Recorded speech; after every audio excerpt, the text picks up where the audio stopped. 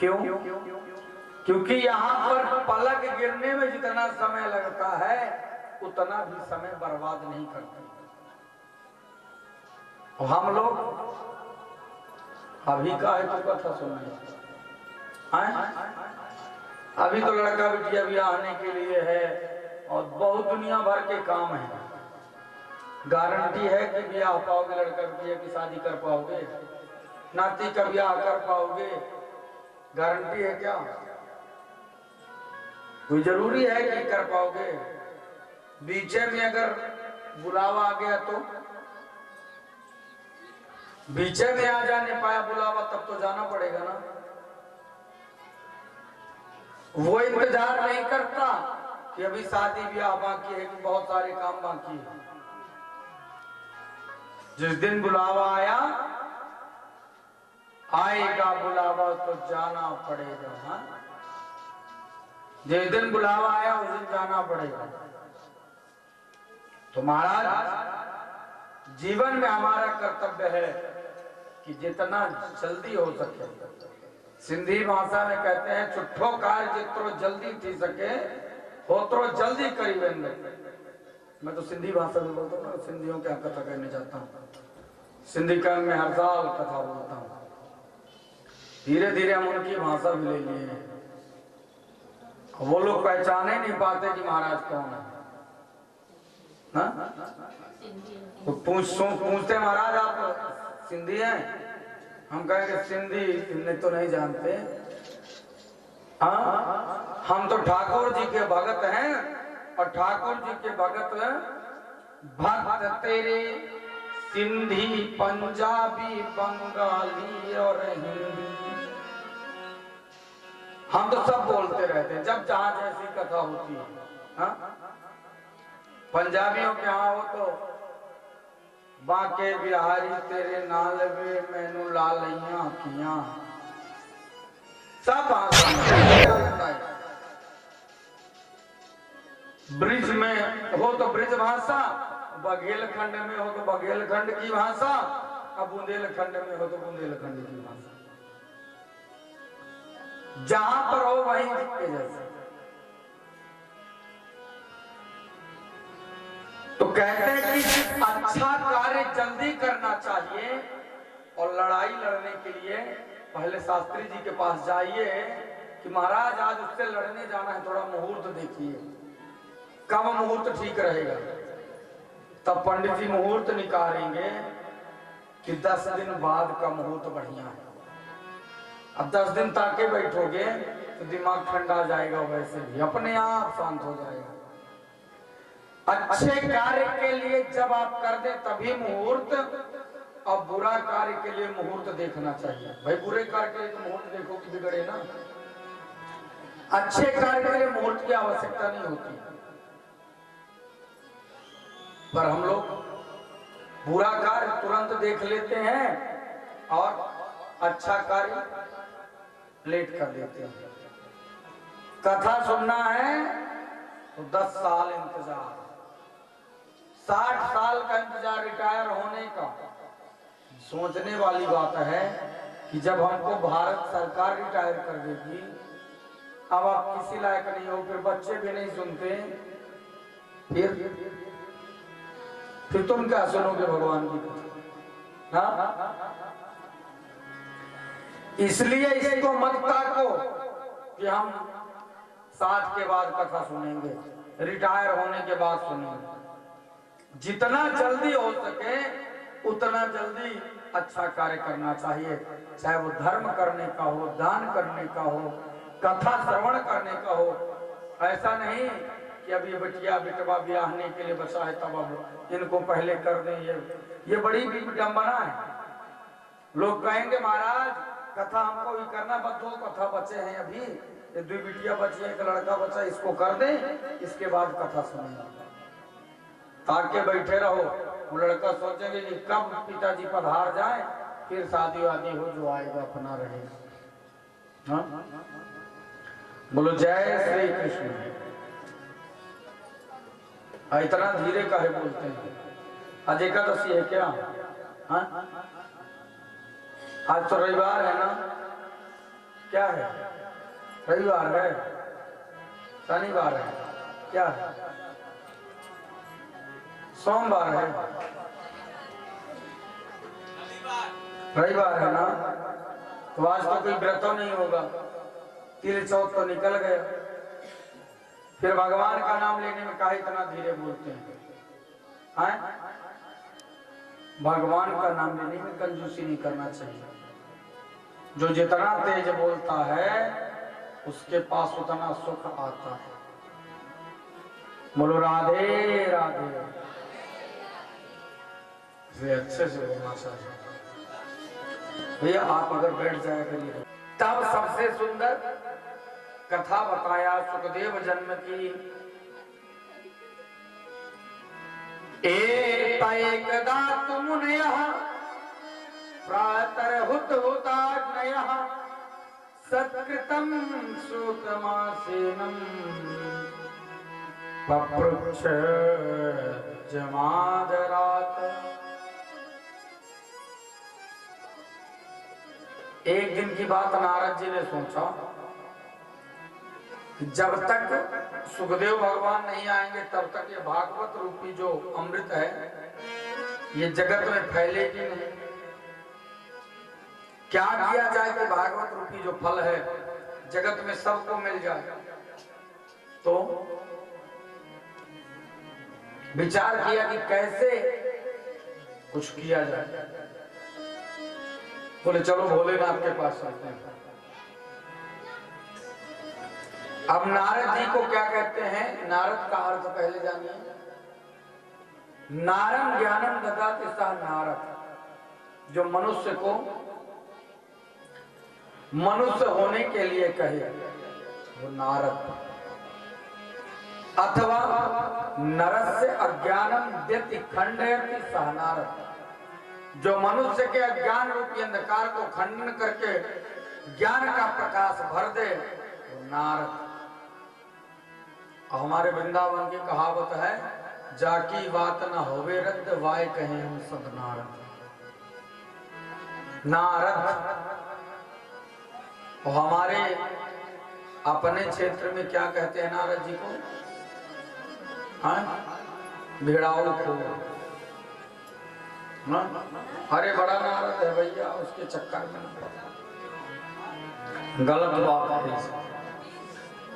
आज नारद जी ने भी विचार किया कि हमने लक्ष्मी नारायण में झगड़ा तो करवाया, स्पेशलिस्ट है इस काम में। हमने लक्ष्मी नारायण का झगड़ा करवाया, हमने ब्रह्मा ब्रह्माणी का झगड़ा करवाया। कभी ऐसी व्यवस्था नहीं बनी कि माता पार्वती जी और भोलेनाथ में झगड़ा हो जाए। बाबा ने सोचा चलो आज चलते हैं वहीं। बाबा ने विचार किया आज वहीं चलेंगे। अब नारद जी गए। झगड़ा करवाने वाला कैसा होता है पहले सोच लीजिए, सुनिए। जब दोनों पक्ष एक साथ होंगे तब कभी नहीं बोलेंगे। आपकी बड़ाई और अगले की, हाँ समझते हैं ना आप लोग, तो जानते होंगे, एक्सपीरियंस भी होगा, है कि नहीं है? नहीं है तो चलिए हम सिखवा देंगे। हाँ हमारे यहाँ सिखाया जाता है लड़ाया कैसे जाता है। हाँ जो सीखना चाहे वो सीख सकते हैं। तो जो लड़ाने वाला होता है उसकी पहचान आप लोग सुनिए। अकेले में जाएगा जब ना, तो आपकी लड़ाई आपके सास से करवाना है, तो जब सास अकेले में मिलेगी तब आपकी बुराई सास की बड़ाई, और जब बहू से मिलेगा तो बहू की बड़ाई सास की बुराई। मतलब जो व्यक्ति आपके सामने आपकी बड़ाई करे और दूसरे की बुराई करे वही एक नंबर का लड़ाई करवाने वाला होता है। पर हम लोग जो हमारे सामने हमारी बुराई बड़ाई करता है उसको हम अपना शुभचिंतक मानते हैं, और हमारी बुराई हमारे मुंह में कर दिया तो उसको बुरा कहने लगते हैं। हाँ, ये हमारी सोच का विषय है। नारद जी बोले वो है ना लक्ष्मी नारायण, रोज झगड़ा करते हैं आपस में। अच्छा, ब्रह्मा ब्रह्माणी भी रोज झगड़ा करते हैं, वो किसी से नहीं बताया जाता, गुप्त होता है। बोले हमारे पतिदेव हमको इतना मानते हैं, इतना प्रेम करते हैं कि वो मंत्रों बता दिए कि क्या गुरु बाबा ने बोला है कान में। बड़ा प्रेम करते हैं, या ऐसे ही प्रेम होना चाहिए। अच्छा, बोले इतना ही नहीं, जो समाधि में देखते हैं ना, अरे जिन मुंडों की माला दिन भर पहने रहते हैं, आज तक उसके विषय में नहीं बताए, वो आप कहते हैं प्रेम करते हैं। यही प्रेम है क्या? लो, इतना कह के नारद बाबा वहां से चले और शंकर जी के पास पहुंचे। शंकर जी के पास पहुंचे, शंकर जी समाधि में। बाबा ने प्रणाम किया, जाओ प्रभु, घर में देवी जी याद कर रही हैं। नारद जी ने जब भी कहा, शंकर बाबा ने मन ही मन में कहा कि नारद जी जिसके घर में आप जाओ उसकी पत्नी उसको याद ना करे। हाँ, आप जाएं और उसकी पत्नी उसको याद ना करे, असंभव। हाँ, नारद जी चल, नारद जी तो कह के चले गए इधर शंकर भगवान गए मैया पार्वती जी के पास। और जब पार्वती जी के पास जाते हैं ना, मालूम है क्या देखते हैं कि पार्वती जी कोप भवन में बैठे हैं। कहा? मैया पार्वती कहाँ बैठी हैं? कोप भवन में। पहले के समय में जब घर बनते थे ना, एक कमरा अलग से बना दिया जाता था। काहे के लिए? जब हमारी माताएं रूठती थी तब उस घर में जाती थी। हाँ? अब नहीं बनाया जाता, अब नहीं बनता को भवन। काहे? अब तो प्रसन्न भवन बनवाने की आवश्यकता है, क्योंकि अब माताएं प्रसन्न कभी कभी होती हैं, नाराज तो 24 घंटे रहती हैं, प्रसन्न किसी दिन होती हैं। नारद जी पहुंचे, नारद जी चले गए अपना काम करके, भगवान भोलेनाथ पहुंचे को भवन में। माता पार्वती, दूर रहना, कपटी हो तुम। भोलेनाथ ने कहा, देवी जी कपटी तो उसे कहते हैं जो किसी से कोई बात छिपाता है, हमने तो आज तक आपसे कुछ नहीं छिपाया। भैया पार्वती ने कहा, झूठे हो एक नंबर का, एक नंबर के कपटी हो। काहे? बोले कि आप हमेशा कहते हो प्रेम करते हैं, प्रेम करते हैं, यही प्रेम है? आज तक बताए नहीं कि मुंडों की माला किसकी है? प्रेम, प्रेम क्या खाक प्रेम करते हैं, यही प्रेम है? बाबा ने कहा, देखो देवी जी, प्रेम की जो हमारा आपका असली प्रेम है ना, उसी की पहचान है ये मुंडों की माला। आपने जितने बार शरीर को छोड़ा ना, उतने बार हमने आपके सर को अपनी माला में पिरो लिया, उतने बार हमने आपके सर को अपने माला में पिरो लिया। इतना प्रेम करते हम, आपके बगैर नहीं रहते। मैया पार्वती जी ने पूछा कि गिनती किया 1 2 3 4 5 कितने मुंड हैं? 50 मुंड। बोले मैं इतने बार मर चुकी हो आप? मैं इतने बार मरी आप? एक को बार नहीं। बाबा ने कहा हम मरते नहीं। क्यों? बोले हमने भगवान की कथा का रसपान किया है, हमने कथा का रसपान किया, इसलिए हमारी मृत्यु नहीं होती। हाँ, हमने अमर कथा सुना है, मरेंगे नहीं। मैया पार्वती ने कहा तब तो तुम कपटी नहीं महाकपटी हो। दुनिया भर की बात बताते हो, जो बताना चाहिए वो आज तक नहीं बताई। हाँ, जो बताना चाहिए वो नहीं बताई। हाँ? बाबा ने कहा आपने कभी सुनने नहीं चाहा, ऐसे थोड़ी मिल जाती है कथा। फिर का जन्मांतरे भवे पुण्यम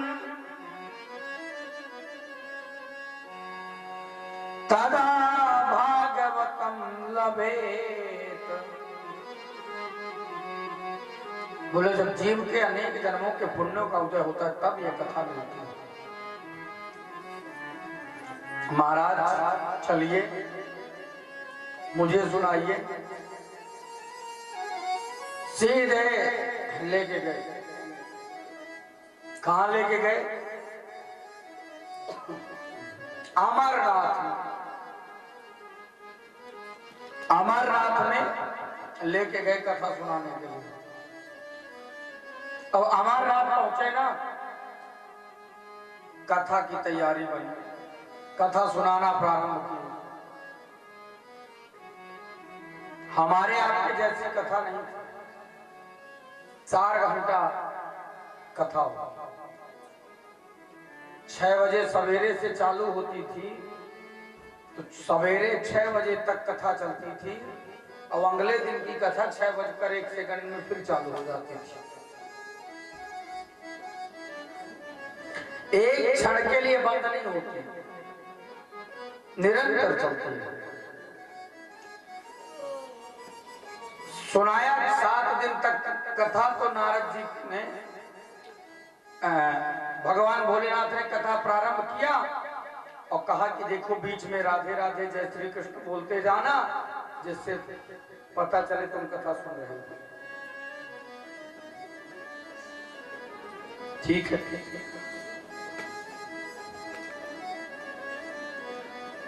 और कथा सुनाना प्रारंभ किया। 4 दिन तक तो मैया पार्वती सुनती रही। कथा में बीच में जय श्री कृष्ण राधे राधे जय श्रीमन नारायण करती रही। और जब चौथा दिन आया ना, 3 दिन बढ़िया कथा सुना, चौथे दिन मैया पार्वती जी को नींद आ गई। पार्वती जी को नींद आ गई। अब वहीं पर एक सुत का अंडा पड़ा हुआ था। अंडे के रूप में कथा सुन रहे थे और चौथे दिन उनको लगा इतनी बहुमूल्य कथा मिल रही है, अंडा स्वयं फूट गया, उससे तोता निकला और वही कथा को श्रवण करने लगा। बीच में जय श्री कृष्ण जय श्री श्याम राधे राधे करके कथा सुनने लगा। क्यों? जो कथा सुनते हुए भगवान का नाम बोलता है, जो भगवान का नाम बोले वो कथा का श्रोता होता है, और जो कथा में आके बैठ के चुपचाप बैठ जाए वो सोता होता है। सोता, श्रोता, सरोता 3 प्रकार के होते हैं। सोता कौन है? बोले जो कथा में आके घर में बच्चे नहीं सोने देते, घर में बच्चे न सोने दे तो हो जाएगा। कथा में नींद बहुत आती है। घर में गोली खाने पे भी नींद नहीं आएगी, और कथा में जहां कथा प्रारंभ होगी अपने आप नींद आ जाती है। बोलो राधे राधे।